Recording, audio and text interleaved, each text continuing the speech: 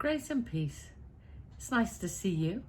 It's been raining today here in Mechanicsville, and we very much needed it, and it just poured down rain. I had been out earlier and looked at my gardens and tended things there, and I want to show you what I got. Is that the biggest tomato you've ever seen? Look at that. That's pretty big. But if you notice, it's pretty green on top. Because the other tomatoes that are this size and look like this in my garden, I left on the vine. This one I pulled off the vine. And you can tell by the way it broke that I pulled it off a little before it was really ready.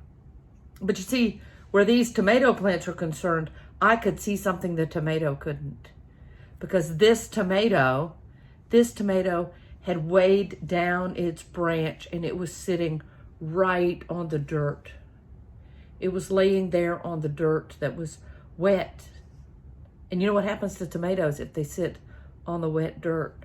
Yes, when I picked this tomato up, there were already little creepy crawly things making their way around. And if I had left it for another day or 2 more days waiting for this to get completely red, and I hadn't seen that, it would have gotten all ooky down there and I would have to throw it away. But because I'm the vine grower of the tomato vines, the vine dresser, I recognized that this tomato needed to come in just a bit before its real time. I left the others out there. I plucked this one, and saved it from the bugs. I want to read John 15:5. John 15 is all about Jesus as the vine. I am the true vine, and my Father is the vine grower. He removes every branch in me that bears no fruit. Every branch that bears fruit, he prunes to make it bear more fruit. I am the vine, you are the branches. Those who abide in me and I in them bear much fruit. Now, we can't take it as a complete blanket statement and go carried away off into the ditches with this, that everything bad that happens is because God's trying to prune us, because that's simply not true. However, there are a lot of times when things need to get pruned so that we can be shaped into the vine that God intended, so that we can bear much fruit.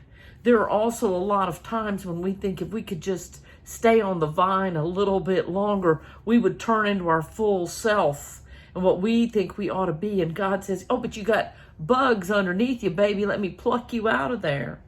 So sometimes those things that we think are really bad and interrupting are God saving us. I've had a few of those myself. Being driven from places of ministry has felt like being plucked before I got to get fully ripe.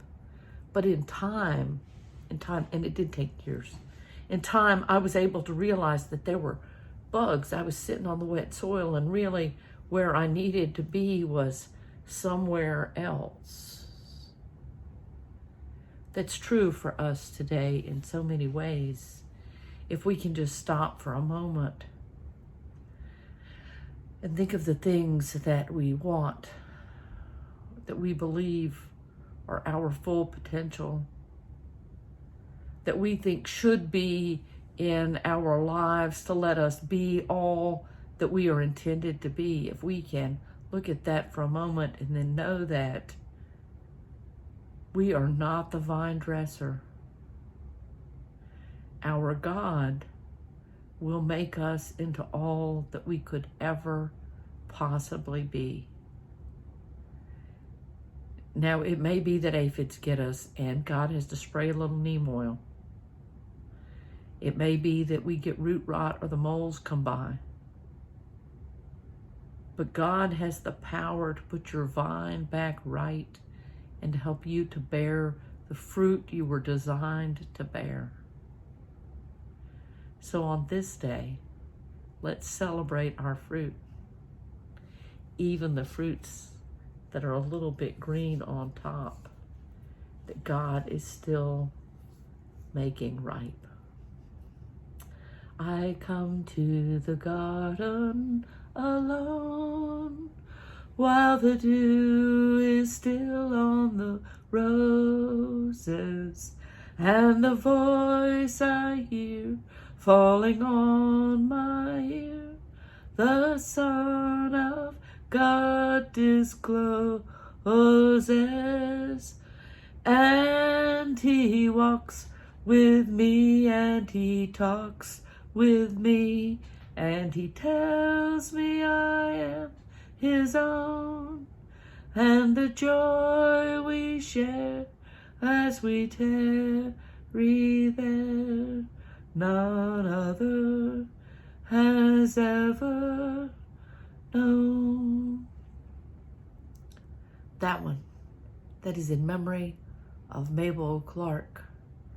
May you have heard it in heaven, sweet one. Amen.